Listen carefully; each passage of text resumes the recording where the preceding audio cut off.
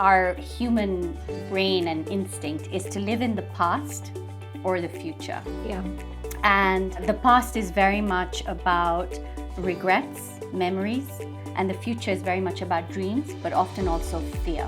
Okay, so I will be here and I'll be, oh, I regret doing this, I regret doing, oh, I'm so fearful, I'll never have enough money to do that. What am I going to do when I'm older? Who's going to look after me, etc. Yeah. The problem is, we only have this moment. I could leave this studio and get hit by a matatu and that's it, I'm done. So in this moment, I have to be very present with you. Yeah. I have to not worry about the regrets. I can't do anything about them. I'm going to enjoy the good memories. I'm going to learn from the bad, but I'm going to leave that in the past. And in the future, I'm going to dream, I'm going to plan, I'm going to have fun thinking about it. But if I fear it, I'm wasting my energy. This is a new meeting point for people all over the world to gather for healing and ultimate wellness through the solutions provided in our conversations. Welcome to Wellness with Lilly.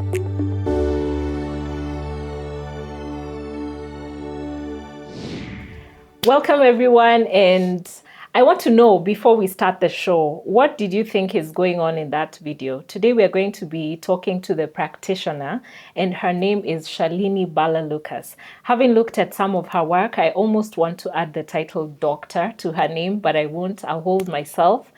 Shalini, your Instagram bio is very promising. You tell me that I can achieve a happier, healthier me in 6 weeks, and you promise that it will be holistic, from the spiritual level to the physical to the intellectual level to the emotional level. So what is all that about?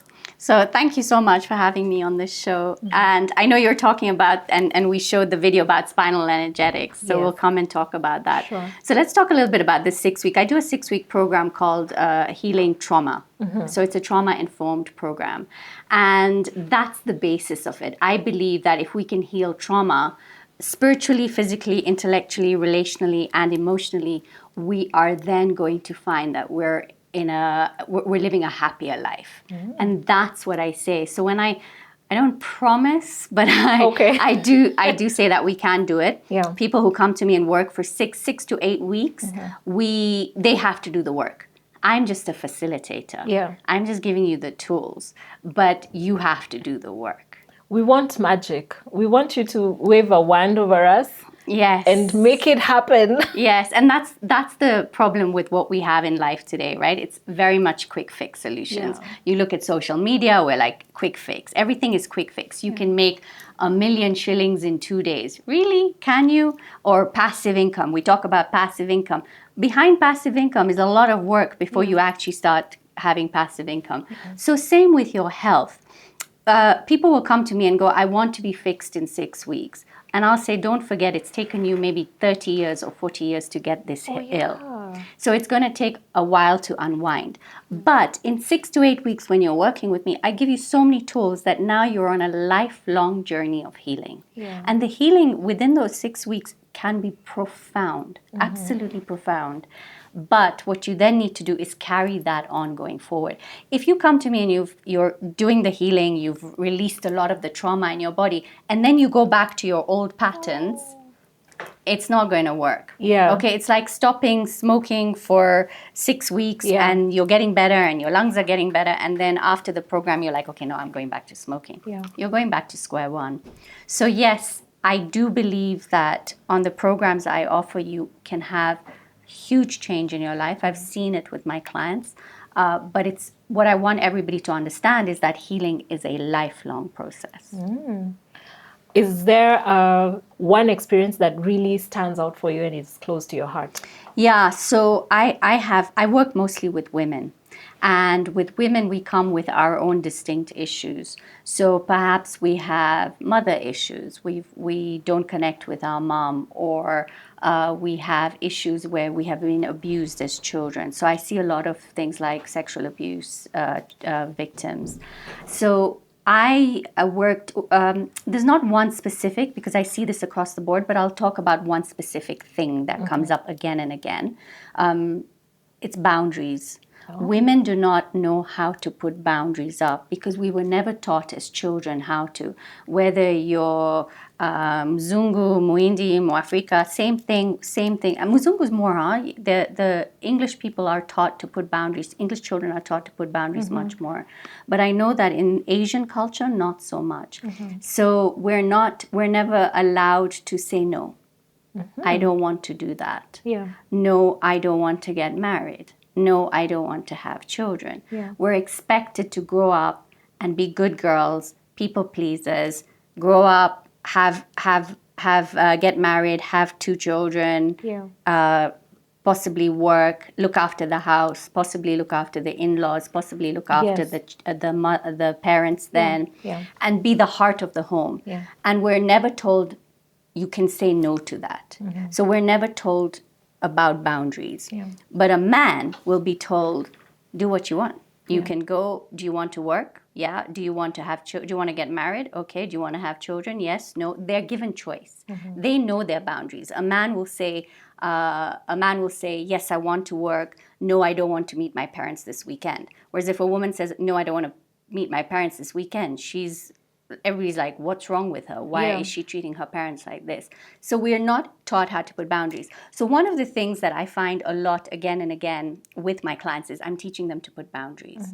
I'm teaching them to say, you can absolutely say no to looking after that family member if they're not your responsibility. So, for example, your brother is not your responsibility. He's a grown man. Yeah. The only responsibility you have is to yourself first. Women are never taught to put themselves first. We always come after the husband or the partner and the children. Then your husband, then your children. Yes, your children, when they're dependent on you, absolutely are your responsibility. But once they grow up, they are not your responsibility. And also from teenage onwards, you are there to guide them. Yeah. But you're not there to helicopter mother them. Or to force. And to force them. You must give them guidance. A lot of people say you're not a mom. How do you know what? But this is just from many, many years of working with people and seeing. And the healing that I do, when women are not allowed to say no, they're not allowed to put these boundaries up. They're not allowed to decide for themselves on so many levels, from parenting to even to things like what they eat, to even to we talked off camera a little bit about sex, even to sexual relationships, even to the friends they have, to how they dress. I know women who are not allowed to make decisions for themselves. So I've taught women how to put boundaries in place and to learn to say no. So that's huge. Another thing that I'm seeing a lot of in women is this sexual conversation around sex, not being able to own their sexuality and understand their needs and desires. And again, that I'm working with a lot of women. What do you mean own? So a man is allowed to, I say allowed, we all know men have sexual needs. Yeah. I think we forget that women too have sexual needs. And we don't talk about it. And a lot of women will come to me and I'll say, so what's your relationship like with your husband in bed? And they're almost embarrassed to talk about it. And I'm like, what's wrong? And they're like, we're not used to talking about this. So that's the other thing. Women have not been allowed to have conversations around certain things. Sex being one of them, children being another. A woman will say, I have to have children. It's expected of me. I have to get married. My parents want me to get married. If I don't, I'll disappoint them. And I'm like, okay, forget the parents. What do you want? I don't want to get married. So can you tell your parents? No, I will disappoint them. But it's your life. It is. And then they'll say, I have to have a child. What do you mean I have to have a child? My husband wants me to have a child. My parents want me to have a child. What do you want? I don't want to have a child, but I have to. Whose life is it? So these are the questions that are coming. These are the topics that are coming up again and again. But the problem is this is not stemming from this generation. It's stemming from our parents' generation because our mothers didn't know how to say no. And their mothers definitely didn't know how to say no. We live in a very patriarchal country in Kenya. It's a very patriarchal society. The Asian traditions and societies are very patriarchal as well. What the man says goes. the thing is, women now, and I see this again and again here in Kenya, women are smart. We're smarter than men. Sorry, I don't care. I will say it. Are you feminist? Yeah, absolutely, right? Okay. But not by bashing men. You know, I'm not bashing any men, but I'm just saying, look, we are smart. We're as smart as you. Yeah.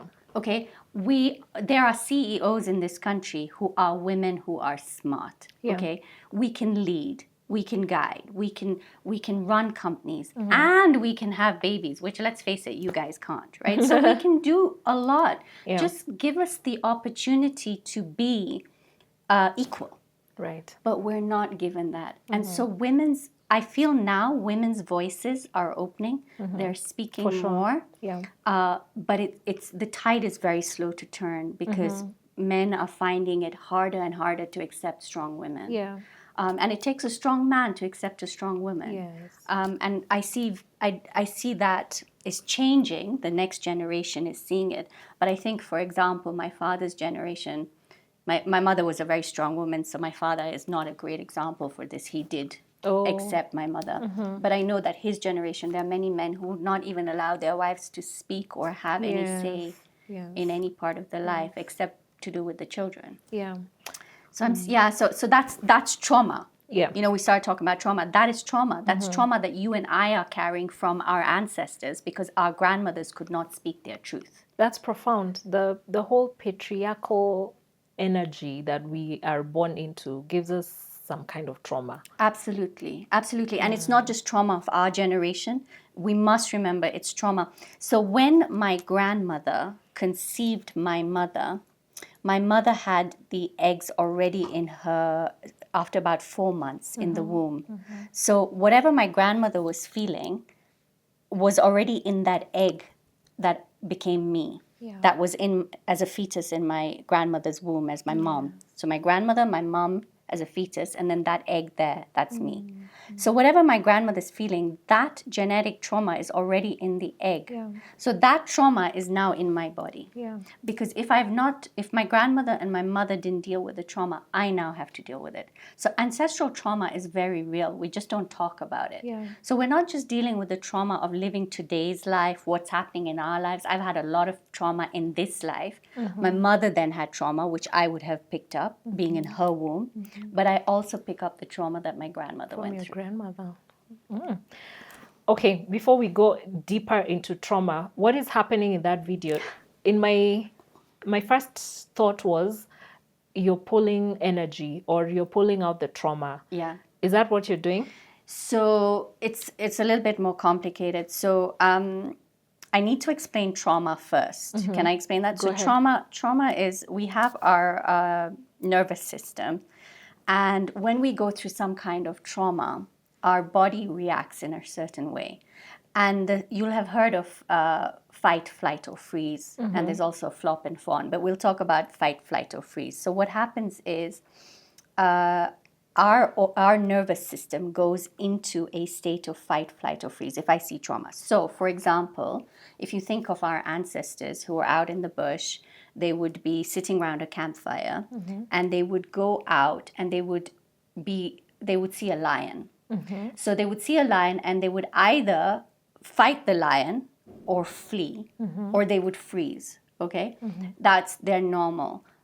Normally, I mean, if you're sensible, you would run. Yeah, or hide. Is that? Or hide. So you could hide. But run and hide. It would have to be run and hide. So, but what's happening when you see that lion is your body's adrenaline and cortisol is going up. Okay, so this is your base level. You see the lion, you get scared. Your cortisol, adrenaline, and other hormones go up. These are stress hormones. They're there to keep you safe. Okay. Because by having that in your body, you're like, oh my gosh, I have to do something. I'm going to run. Can I throw in a quick one? Yeah. Just put a bookmark there. Yeah. There are mental conditions. Yeah. like medical mental conditions, for example, autism, Yeah. where the child does not respond to an oncoming car. Yeah. Is that a So hormonal? I don't know much about autism, but I would say that their nervous system doesn't know how to react to something. Maybe they don't get the hormones that they need, but I can't say for sure because I don't know enough about autism. Okay. So anyway, they see the lion and they decide to run, and they run back to the campsite, no danger, and their adrenaline and cortisol goes back to base level. So they've dealt with, and then they maybe deal with the trauma. They might just go, okay, I'm done with that trauma, it's done. So they don't feel it. Yeah. Unfortunately for us, we get that rise of adrenaline and cortisol just even by looking at social media. Oh. So we look at social media and we're like, oh, that person's having a better time than me. I feel anxious. So my cortisol and adrenaline goes up. And it doesn't drop back to base level. So it keeps going up and down. So our bodies are in constant trauma, okay? If a child is molested, for example, they carry that trauma into their adult life.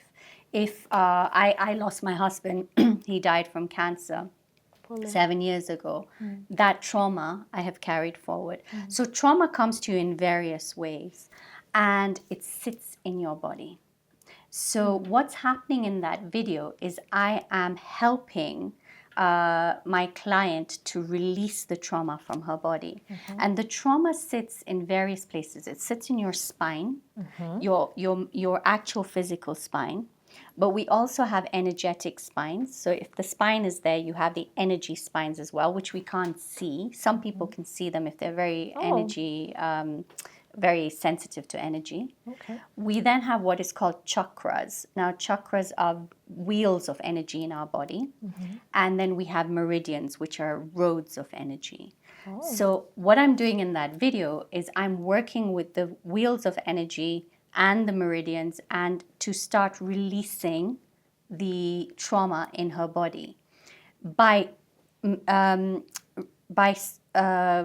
manipulating, but energizing and activating that energy. The client feels it and begins to move. And so somatically, just by movement, she's beginning to release the energy. So her energy is stuck. So I think of chakras, these wheels of energies, as a roundabout. So that's the roundabout. Meridians are the roads. And then we have what we call the aura, which we have around us, which is an energy aura. Most people would have heard of that. So if I think of a roundabout, meridians, as and roads going to this roundabout, as the more and more traffic comes into this roundabout, it gets congested, and then the roads get congested, and then the air gets polluted.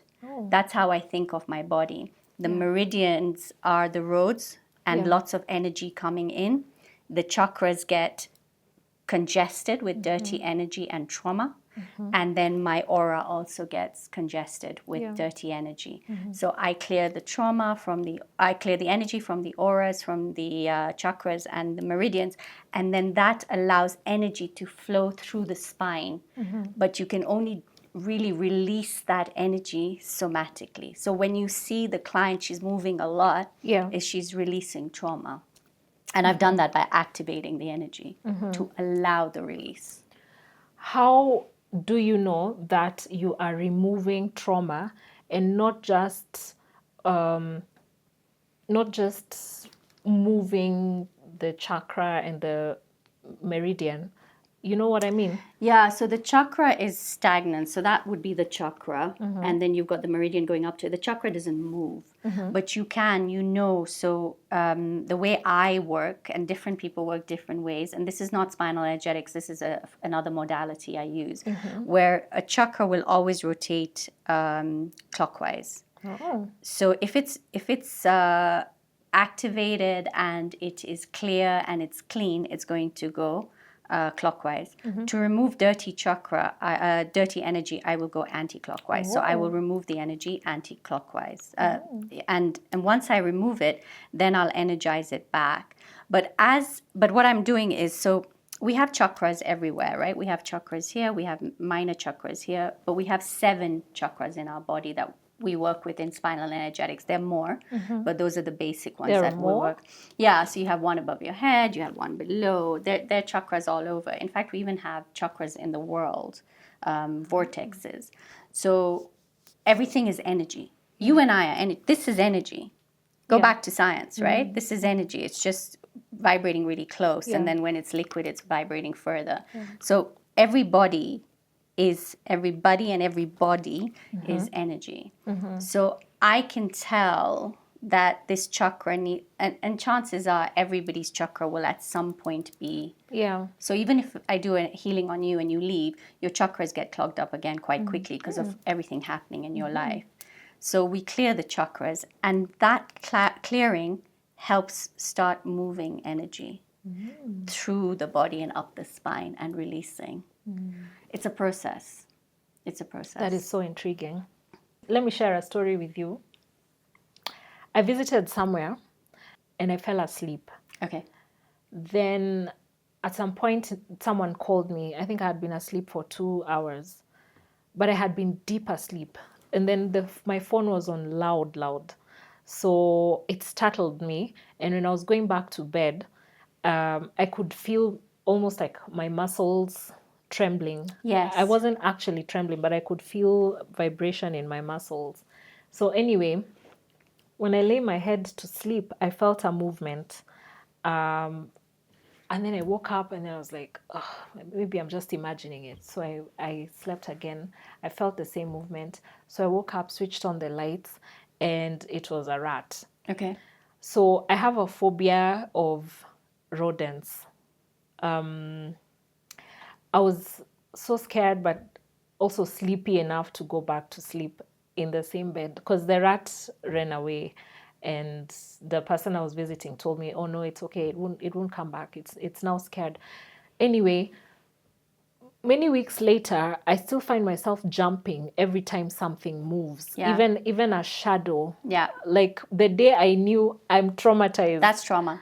Yeah. That's trauma. So we have what's called big T trauma and small T trauma. So big T trauma would be things like abuse and grief, bereavement and illness and divorce and small T trauma is stuff like that when something like that happens and you're traumatized. If I saw a snake, I'd be traumatized. That's conditioning, by the way. Babies are not born scared of snakes or rats. That's what we're kind of conditioned or taught. Yeah. Or it could be what's happened in your ancestral. Maybe somebody was bitten by a snake in your ancestors and that trauma has carried through. You know, I was talking about in the body and in the DNA. But why rodents? It's so common. Because we think we see a rat and we think disgusting, that's a pest, it's vermin, oh my God, it might bite me, it might give me some kind of illness. Yeah. So you see it as traumatic. Yeah. So what's happened when you saw that rat is you got fear.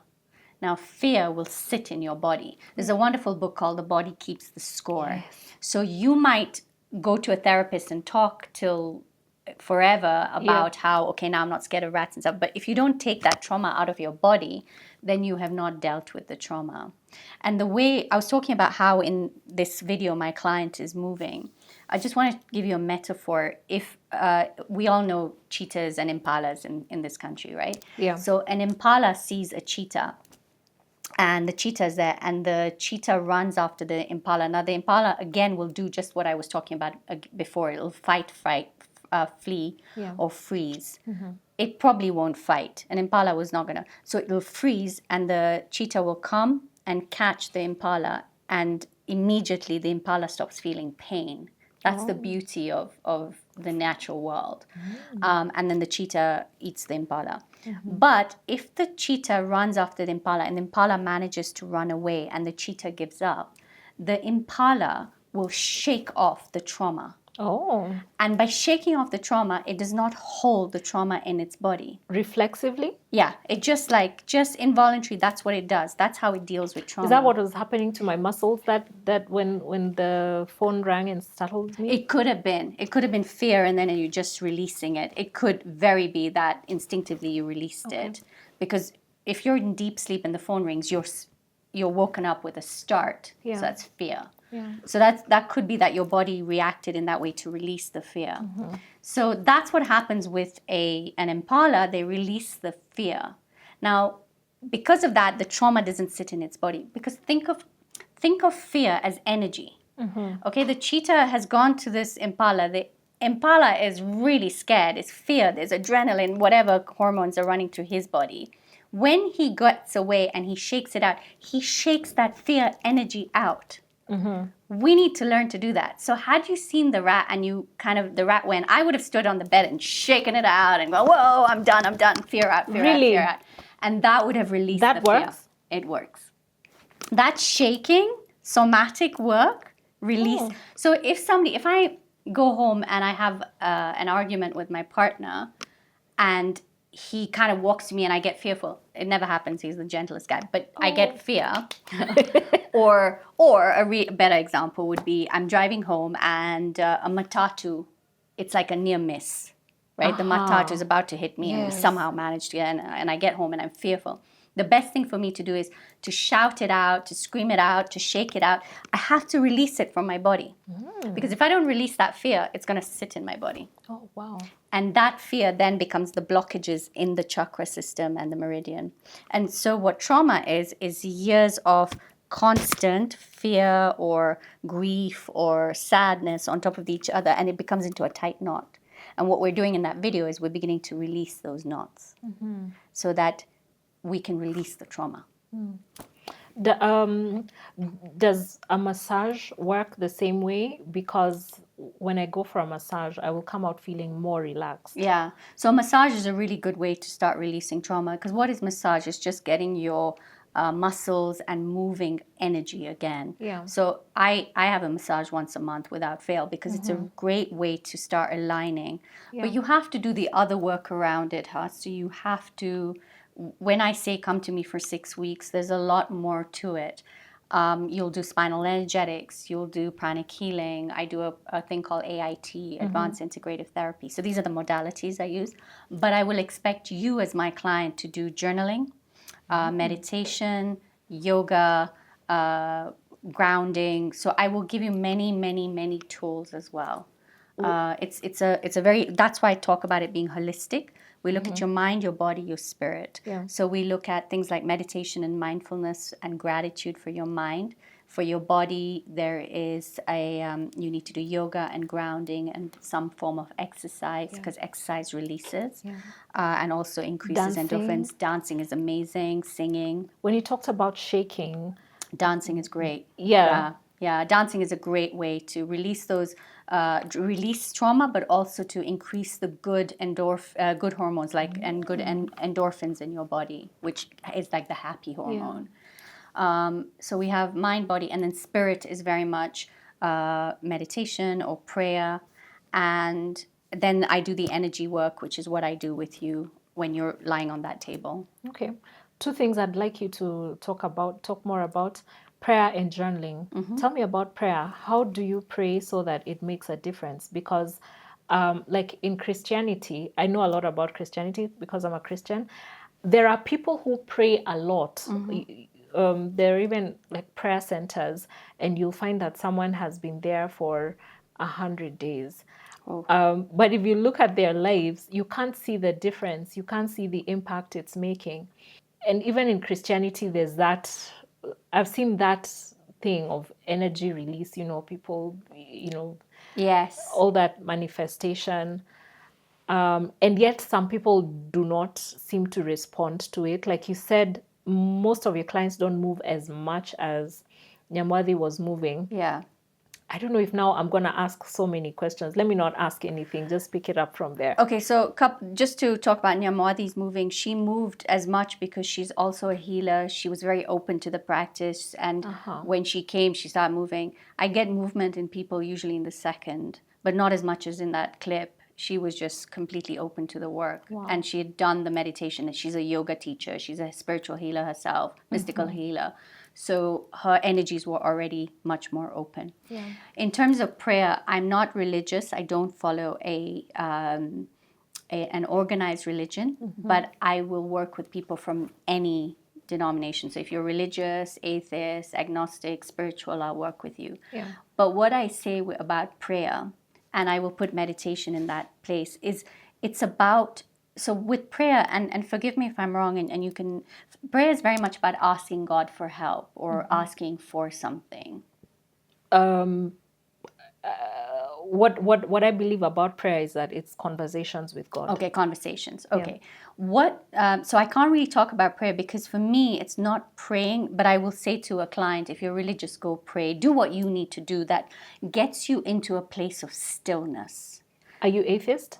I'm spiritual. I believe there's a higher power. I think I would be very arrogant to say there's nothing bigger than us. We absolutely have. I just don't choose to call that higher power God. I get you. So I call, but I believe that, I believe in a form of God, a bigger power, a spiritual, a divine consciousness, and a great source. Do you believe in a source of evil? No. Satan? No. Okay. I don't. I think the divine and the evil resides in us. And I think we can be both. And I think we look upwards for guidance. So for me, when I think of prayer, it's not so much and it might be a conversation with a greater source and a universe. It's not about asking, but it's about being thankful. It's about gratitude. It's about asking for guidance. So I'm not going to say, give me that Ferrari, God. I'm going to say, I need guidance today, spiritual source, great source. I need guidance. So that's the way I think of prayer. But the main thing about what I think of prayer and meditation is about going into the silence and listening to whatever comes to you. Where that comes to you from is your interpretation. Some people would say God, some people would say higher source, some people would say spirit, some people would say inner wisdom, inner voice. But it doesn't matter. What matters is you're going in and listening, and you are being guided from that deep place of silence and knowing, innate wisdom. Yeah. And so for me, that's why I think sitting in silence, and whether it's a conversation with God, prayer, meditation, is probably the most profound and important thing you should do every single day.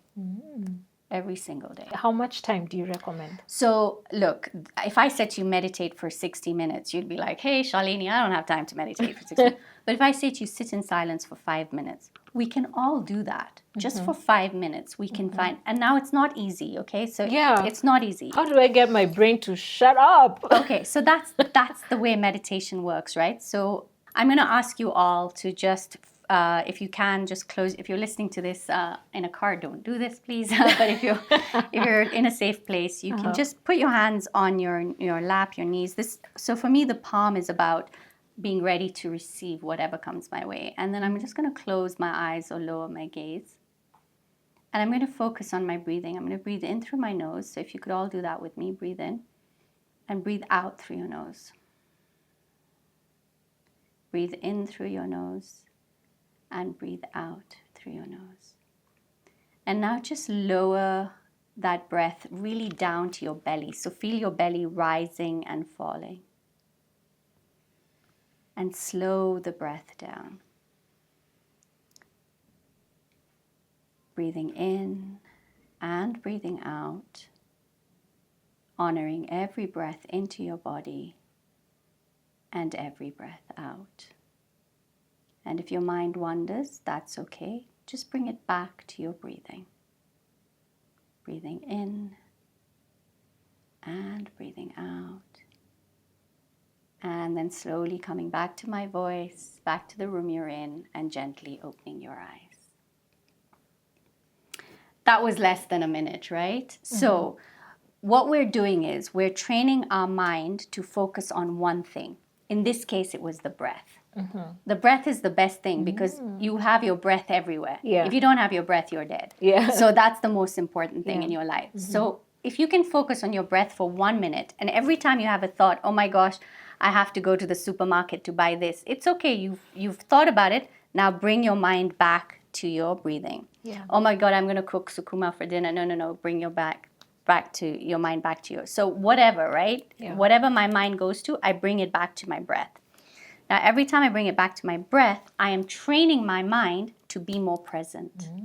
And I'm training my mind to be quiet, because thoughts are what's keeping it busy. Yeah.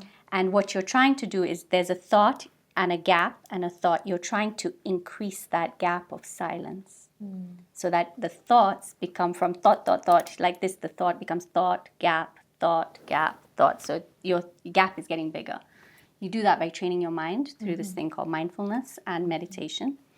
And that's when you begin to fall into silence. So if I say to start with 1 minute, that's doable. Yeah. Then in a week, make it 3 minutes. And then in another week, make it 5 minutes. Before you know it, you can do 15, 20 minutes. Yeah. If anybody ever said to you, sit down for 60 minutes and clear your mind, I give you the permission to kick that person in the butt. This is not possible. We're human beings. Yeah. Let's be realistic. Let's start with 1 minute. That makes sense. Yeah. For the breathing techniques, I think different minds will handle it differently. And even at different seasons of life. Yes. Like if I had a row with someone in the morning, Yes. it'll be incredibly difficult to even do the breathing exercises at all. And then there are people who have very sharp senses. So that silence will then redirect their mind to the sounds around them. Like, oh, there's a car outside. I think its shocks are bad. You're labeling what's happening. Yeah. It's a great All question. the neighbors are fighting. Yeah. I wonder what they're fighting about. Yeah. Yeah. So how do you know that you're getting it right? Okay. It's a great question. Let me talk a little bit about mindfulness, because that might help. So to be able to sit in silence and to be quiet means you have to be in the present moment. Okay? Now, unfortunately, our human brain and instinct is to live in the past or the future. Yeah.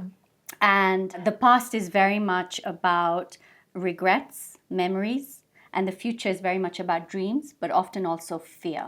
Okay? So I will be here and I'll be, oh, I regret doing this. I regret doing, oh, I'm so fearful. I'll never have enough money to do that. What am I going to do when I'm older? Who's going to look after me, etc. Yeah. The problem is, we only have this moment. I could leave this studio and get hit by a matatu and that's it. I'm done. Yeah. So in this moment, I have to be very present with you. Yeah. I have to not worry about the regrets. I can't do anything about them. Yeah. I'm going to enjoy the good memories. I'm going to learn from the bad, but I'm going to leave that in the past. And in the future, I'm going to dream, I'm going to plan, I'm going to have fun thinking about it. But if I fear it, I'm wasting my energy because I can't do anything about it. So I need to live in the present moment.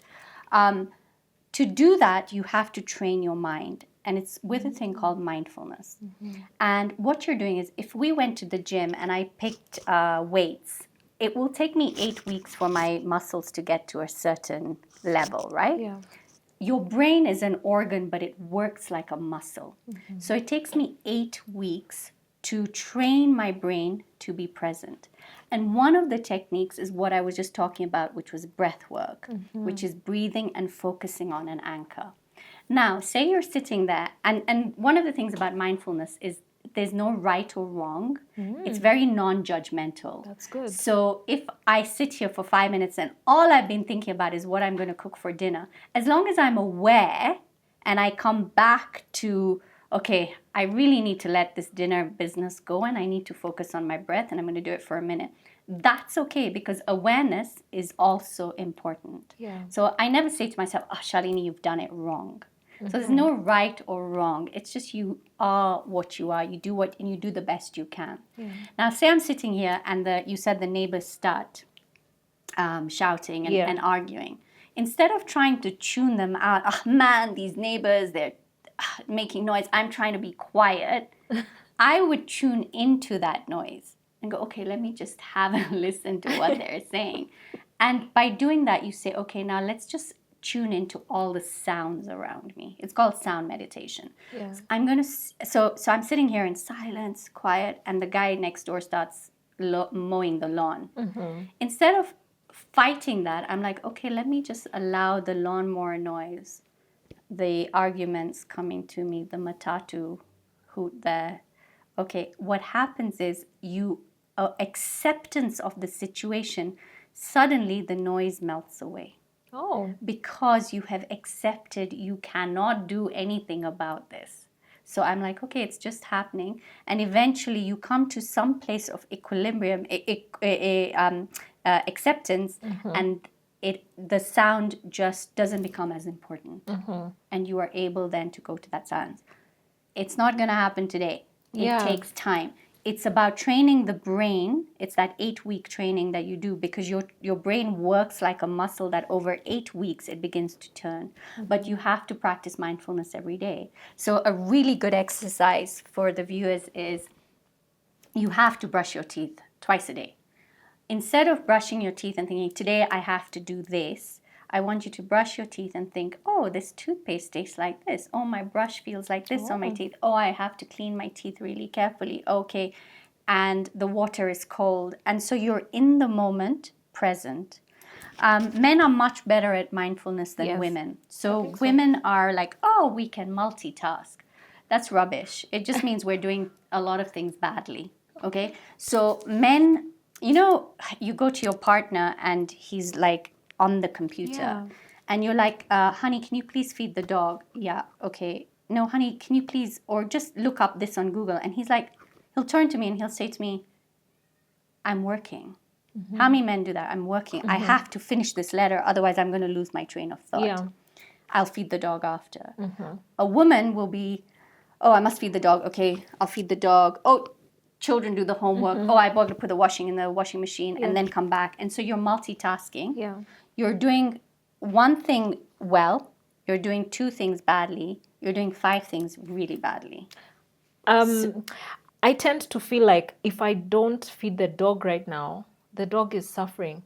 And sometimes it's not even the dog, it's my child or some lunch I have to cook. So there's this sense of urgency that women have, and I find like it's valid. Okay, so then prioritize. What's more important in that moment? Is it to make lunch for your child, or is it to send this email? I have to do everything. No, you can't do everything together, because what you're doing is you're doing 2 things badly. You're cooking and not looking after and giving your child attention, and you're just trying to do an email, and you're pulling your and I know, look, hey, everybody, all the women are going to go, what is she talking about? Because we have to multitask. We have to. The problem is, Lily, we're doing 5 things badly and it's taking us twice as long to do them. A man will get the same email done in 5 minutes. It'll take us 15 because we're so distracted doing other things. We have to decide in this moment, what is the most important thing? My child is crying. I need to feed my child. I feed my child. I make sure they're okay. In this moment, what's the most important thing? The email. In this moment. It can't be 2 things. You can't do 2 things at one time. Okay. You can't. And that's the problem. Women are told we have to multitask. It's a fallacy. No, we are told we have to get everything done. We have to get everything done. I absolutely agree. But we can't do it all at the same time. And why is it a man will say, no, I will finish this email, then I will feed the dog. They have no problem not feeding the dog. They have no, we're the ones who are like, and the dog's like, okay, I can wait 5 minutes, right? But the woman's like, oh my God, this dog feels bad. It's the woman's, we need to stop this nonsense, right? That we're putting the pressure on us. Okay. For me, if you gave me dog, child, email, the most important thing is to feed the child, then feed the dog. The email, let me tell you, that person waiting for the email is not sitting there waiting for your email. Some of them are. Well, they can wait. Have you had clients? They can wait. They can wait. Buzz your phone. Who's more important? It's the child. It's the child. So in that moment, who is the most important person? But I need the money for the child. Yeah, but you're not going to lose something because an email goes 10 minutes late. That's the pressure we put on ourselves. I'm not going to lose the client. You're not going to lose the client because your email's 10 minutes late. Seriously? What kind of client is that? Do you want that client in your life? Do I even want that client? Do you want that client? I don't know if we can do this on this talk, but it's an abundance mindset. So what we put out there is coming back to us. Yeah. I'm so scared I'm not going to send that email. So my client is like, you are not sending the email. I'm going to fire you. You're putting that out there. You're attracting those kind of clients. Yeah. And you are training your clients. by the way. You are training your clients. So I will send you an email tomorrow morning by 10. You're the one saying it. You're training them. You should be like in your head, I will send that email at 10 o'clock tomorrow morning. But what you say to your client is, I'll send you the email by evening tomorrow. So give yourself time. Oh, that's good. Yeah, I never overpromise. Because what you should do is underpromise and overdeliver. Yeah. I mean, that's, yeah. But train your, so this is it, right? Men are very focused. They will not multitask. So when I was married, when my husband was alive, I remember saying in the shower, I remember afterwards saying to him, I was thinking in the shower, and he said, you think in the shower? And I said, I do my best thinking in the shower. I think about the day before it's starting. At the end of the day, I was thinking what happened. And I said, why? What do you do in the shower? And he said, I shower. I was like, what does that even mean? Yeah. And he said, I am there in the moment. I'm thinking of hot water washing away the day. I smell the shower gel. I feel how that feels. I'm in the moment because I only get 3 minutes in the shower, and that's my 3 minutes showering. So I was like, was he trained?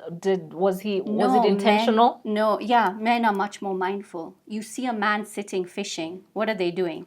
They're just fishing. A woman will have a magazine, she'll have her phone, she'll have her makeup bag, a man is just fishing. I think content creation is even worse because everything we want to put on social media. Yeah. But a man is like, there's a man in the room, do you fish? You just fish, right? A man literally just fish. When they play football, they're just playing football. Yeah. Right? A woman is thinking 100 things as even as she's practicing, like on the treadmill. I've got to do this, I've got to do this, I've got to do this. A man is probably just on the treadmill listening to music. That's it. What a life. But then that's because men are smart that way. Men are much more mindful. And women have been conditioned and taught that they must do it all and be everything. Yeah. And all we're doing is tying ourselves into these knots. Yeah. I, as a woman, am saying, nonsense, stop it, behave, please look after yourself. And the way to do that is to be more present. You know, I've sat at a restaurant where a mother is feeding the mother and the child at the table, and the child is eating, and the mother's on her phone. She's too busy having to send emails and stuff. Your child is there eating. Have this time with this child. Yeah. I've been at restaurants where my partner and I is a no phone. I'll take all the photographs of the food because I'll put it on Instagram, whatever, and then put it away. The conversation is now. Put your phones away. Yeah, because this moment will never come back. It'll never come back. And you don't know what's going to happen tomorrow. And I can say that with complete, I've been there. My husband died from cancer. He was 3 months away from retiring. We were going to we were living in the UK at the time. We kept saying, when you retire, we'll do this. When you retire, we'll do this. He died 3 months before he retired.